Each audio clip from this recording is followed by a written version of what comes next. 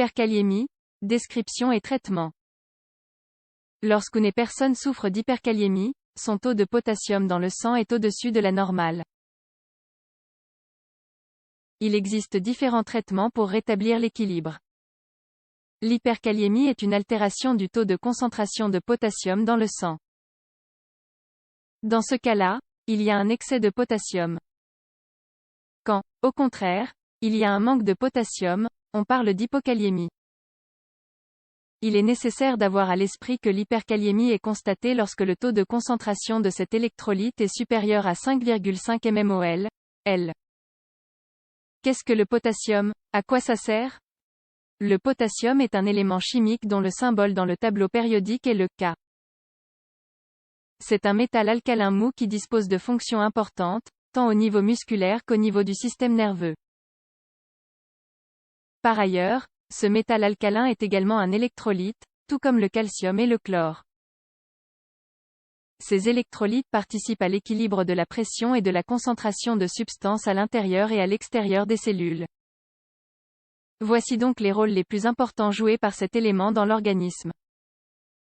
Le développement du squelette, l'équilibre osmotique, la synthèse protéique, la transmission nerveuse, la contraction musculaire cause de l'hyperkaliémie. En général, cette situation est causée par une diminution de l'excrétion rénale de potassium. Un mouvement anormal du potassium hors des cellules est également souvent à l'origine de ce trouble.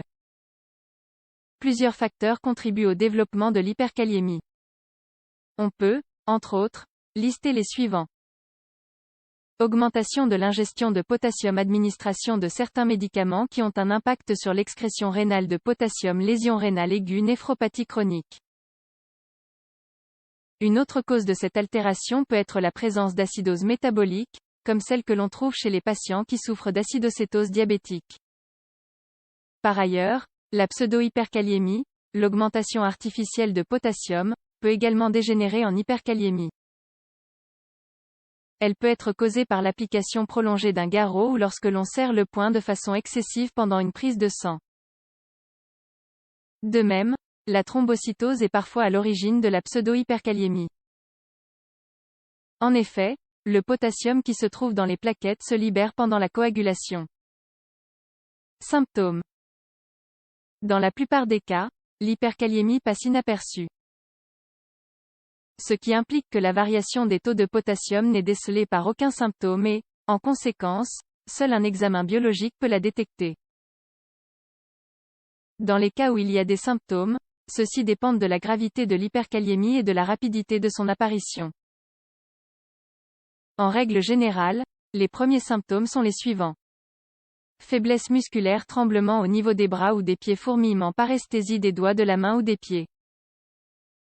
De plus, ces symptômes sont généralement accompagnés d'insomnie, de nausées, de vomissements et d'une diminution de l'activité cardiaque.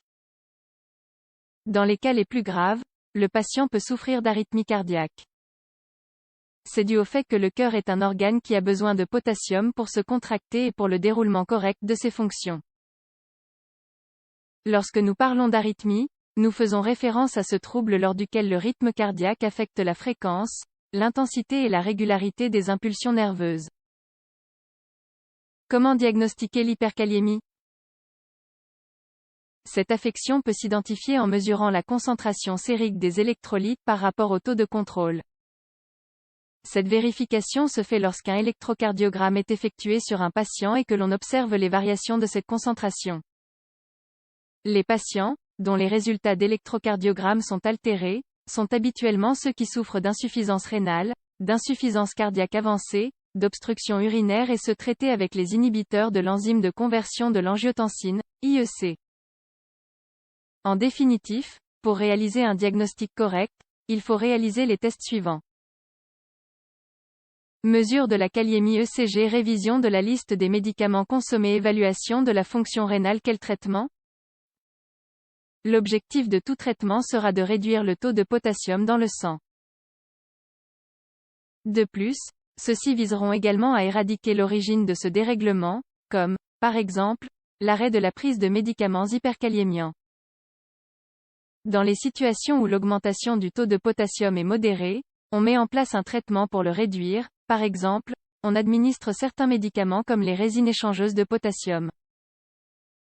Il est possible également de prescrire des diurétiques ou la réalisation d'une dialyse. Lors d'une hyperkaliémie mesurée à un taux au-delà de 6,5 mmol, sans altération de l'électrocardiogramme, le salbutamol ou le bicarbonate de soude sont deux médicaments très efficaces. Enfin, lorsque le taux de potassium au-delà des 6,5 mmol, est accompagné d'une altération de l'ECG, la première chose à faire est de protéger le cœur. Pour cela, on administre, en général, du calcium afin de réduire la kaliémie, taux de potassium dans le sang.